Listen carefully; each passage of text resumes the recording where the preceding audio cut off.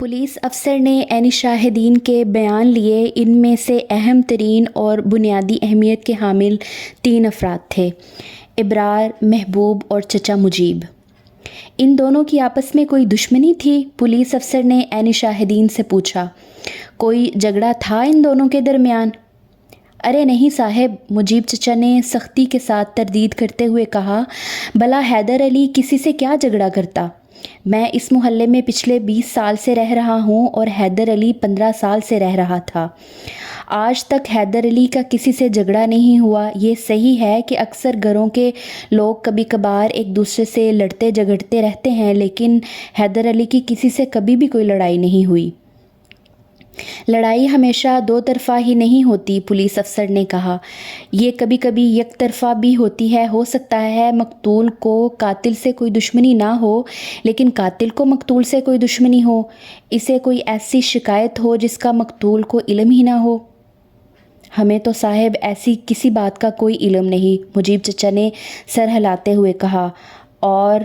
और किसी शायद ऐसी बात का भी इल्म नहीं। फुरकान से पूछकर की बारी आई तो फुरकान का दिल बुरी तरह धड़क रहा था।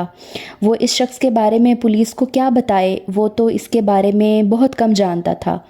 इसे तो ये भी नहीं मालूम था कि वो किस शहर का रहने वाला था, सवाए इसके कि इसने ख़ुद को पंजाब का रहने वाला बताया था। वो कब से कराची में आया था, किसकी ज़मानत या सिफारिश पर इसे कमरा किराए पर दिया गया था। ये सारे बड़े परेशान कुन सवालात थे, ताहम फुरकान को किसी हद तक अपने मोहल्ले वालों का सहारा था।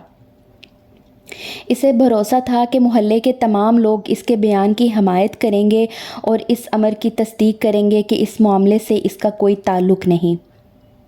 पुलिस अफसर ने फुरकान से काफ़ी तफसीली पूछताछ की, लेकिन फुरकान के पास बताने के लिए बहुत ज़्यादा कुछ नहीं था। इसके पास जो था वो इसने बिला कमोकास किए पुलिस अफसर को बता दिया। तीनों ऐनी गवाहों की तरह इसने भी इस अमर की पूरी तरह से तस्दीक की कि मकतूल और कातिल के दरमियान में कोई झगड़ा नहीं था। वो तो इस मोहल्ले में किसी से भी बात नहीं करता था साहब, फुरकान ने फरीद के बारे में कहा। इसका किसी से कुछ लेना देना ही नहीं था, दुआ सलाम भी नहीं करता था किसी के साथ। वो सब लोगों को इसके इस रवैये पर ताज्जुब भी था। तो तुमने ऐसे आदमी को अपना किराएदार क्यों बनाया? पुलिस अफसर ने फुरकान को घूरते हुए पूछा। इसने आज तक मेरे घर वालों को या मोहल्ले के किसी भी शख्स को कोई तकलीफ़ नहीं पहुंचाई साहब, फुरकान ने संभल कर कहा। अगर वो मोहल्ले के किसी भी शख्स से कोई झगड़ा करता तो इसको खड़े खड़े बाहर निकाल देता, लेकिन इसने कभी भी ऐसा नहीं किया। इसने तो मोहल्ले में से किसी से कोई ताल्लुक़ ही नहीं रखा था। तो क्या ये पागल है? पुलिस अफसर ने पूछा। इसने इससे पहले कभी कोई ऐसी हरकत की ही नहीं जिससे ये ज़ाहिर हो कि इस शख्स का दिमागी तवाज़ुन दुरुस्त नहीं है। नहीं जनाब, फुरकान ने फ़ौरन जवाब दिया। ये बिल्कुल पागल नहीं है और उसने आज तक कोई ऐसी हरकत नहीं की जिससे ये ज़ाहिर हो कि इसका दिमागी तवाज़ुन ख़राब है या ये पागल है। तो फिर ठीक है, हम इसको थाने ले जाकर ठीक कर देंगे, पुलिस अफसर ने फरीद की तरफ नज़र दौड़ाते हुए कहा। और तुम लोगों को भी थाने बुलाया जाएगा, इसने फुरकान के अलावा ऐनी शाहिदीन से मुखातिब होते हुए कहा। तुम लोगों की तफसीली बयान थाने में रिकॉर्ड किए जाएंगे, इसके बाद ही कार्रवाई आगे बढ़ाई जाएगी। पुलिस कातिल फरीद को अपने साथ लेकर वहां से चली गई। गली में एक हिजानी और मातमी फ़िज़ा तारी थी। हैदर अली का छोटा सा घर औरतों से भरा हुआ था और वहां से हैदर अली की बीवी ज़रीना की वहशतनाक चीखें बुलंद होकर सारी गली की फ़िज़ा में घुल रही थी। ज़रीना के साथ बहुत सी दूसरी औरतें भी रो रही थीं। ज़रीना के घर में तिल धरने को भी जगह ना थी। मर्द मकतूल के घर के दरवाजे के बाहर खड़े हुए थे। कुछ पड़ोसियों ने अपने अपने घरों से चारपाइयाँ निकाल कर बाहर खड़ी कर गली में डाल दी। बहुत से लोग इन पर बैठ गए। ये अचानक इसको क्या किया?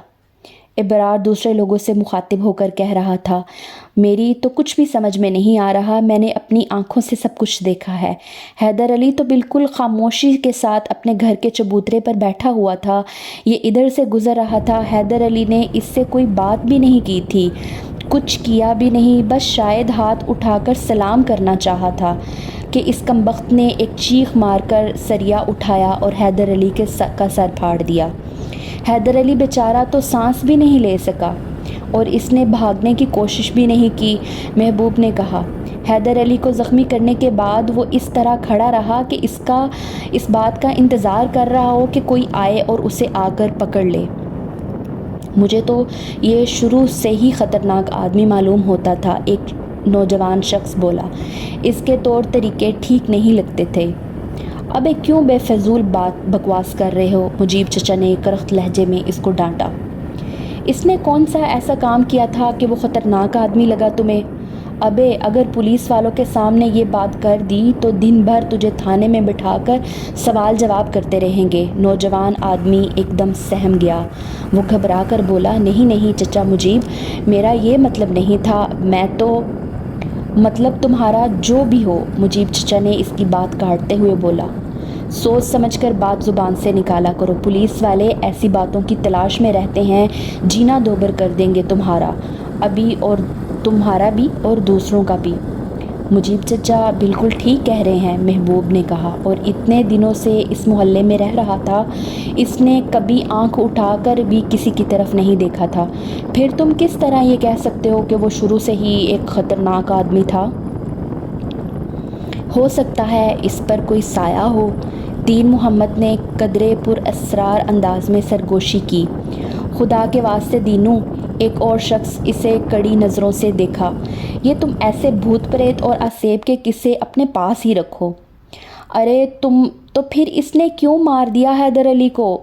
دین محمد اتنی آسانی سے شکست قبول کرنے والا نہیں تھا، کوئی لڑائی جھگڑا نہیں، کوئی تکرار نہیں، بس ایک دم سے سریا اٹھایا اور مار دیا۔ اور وہ پاگل بھی نہیں، ضرور کسی آسیب کا سایہ ہے اس پر۔ وہ پولیس والے معلوم کریں گے، محبوب نے بیزاری سے کہا، پولیس والوں کو آسیب اتارنا خوب آتا ہے۔ زبیدہ بھی ان عورتوں میں شامل تھی جو اپنے اپنے گھروں سے بالکل باہر نہیں نکلتی تھی۔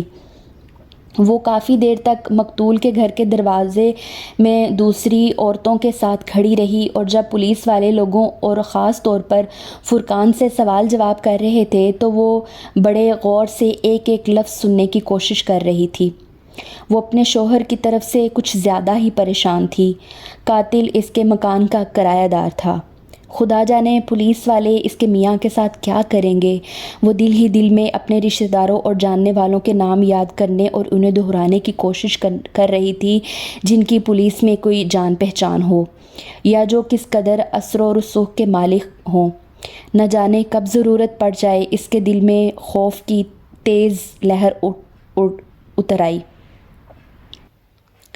پولیس والوں نے وہاں سے جانے سے پہلے اس کمرے کی اچھی طرح تلاشی بھی لی جس میں فرید رہتا تھا۔ اس کمرے میں کم ترین اور معمولی ترین سامان پایا جاتا تھا، روزمرہ کے استعمال کی محض چند چیزوں کے علاوہ، جن میں کپڑے، جوتے، تولیہ، صابن، ٹوتھ پیسٹ، ریزر، برش وغیرہ شامل تھے، اور کچھ بھی نہیں ملا۔ البتہ الماری کے ایک خانے میں کچھ رقم بھی موجود تھی، لیکن یہ کچھ اتنی زیادہ رقم نہیں تھی۔ وہاں سے جاتے ہوئے پولیس والوں نے اس کے کمرے کے دروازے میں باہر سے تالا لگا دیا اور فرقان کو سختی کے ساتھ ہدایت دی کہ اس تالے کو نہیں کھولا جائے گا۔ فرقان نے انہیں یقین دلایا کہ کوئی بھی اس دروازے کو ہاتھ تک نہیں لگائے گا، اور اب وہ کمرہ بند ہو چکا تھا۔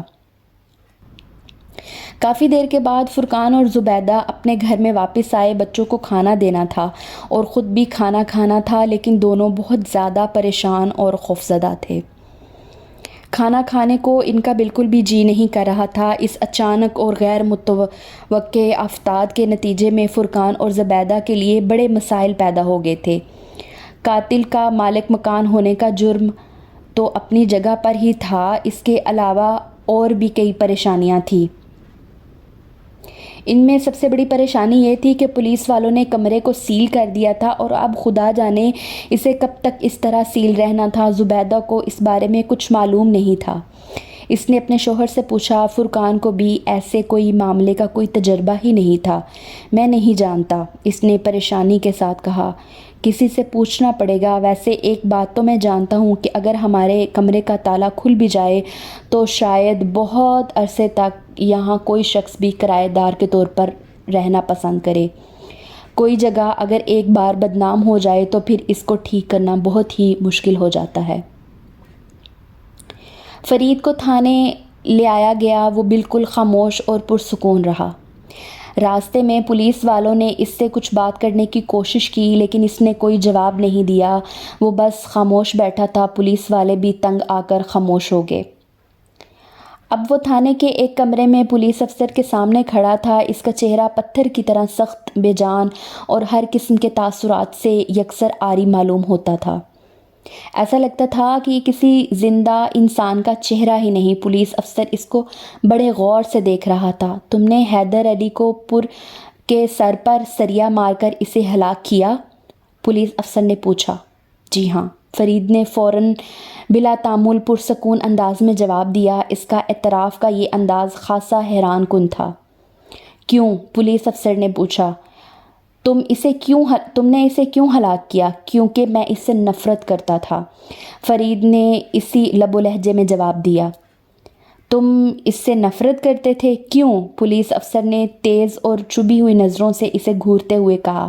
تو پھر اس سے کوئی نہ کوئی وجہ ہوگی نفرت کی، نہ کوئی وجہ ضرور ہوگی۔ کیا وجہ تھی؟ تم اس سے نفرت کیوں کرتے تھے؟ فرید نے اس کے سوال کا جواب نہیں دیا۔ وہ اسی طرح پتھر بنا خاموش رہا۔ تم جواب کیوں نہیں دیتے؟ پولیس افسر نے نرمی کے ساتھ پوچھا۔ اس کا خیال تھا کہ اب جب کہ ملزم نے بولنا شروع کر دیا ہے تو اس کیس کو آسانی سے سلجھایا جا سکتا ہے۔ ملزم اقبال جرم تو پہلے ہی کر چکا تھا اور اگر نہ بھی کرتا تو بھی کوئی خاص فرق نہیں پڑتا تھا۔ اگرچہ اس کے جرم کا عینی شاہد بھی موجود تھے، تاہم ملزم نے اپنی زبان سے اعتراف جرم بھی کر لیا تھا۔ اب صرف ان اسباب کا پتہ لگانا ضروری تھا جو اس عجیب و غریب نوعیت کے جرم کی وجہ تھی۔ تم اس سے نفرت کیوں کرتے تھے؟ قدرے توقف کے بعد پولیس افسر نے اپنا سوال دہرایا۔ نفرت کی وجہ کیا تھی؟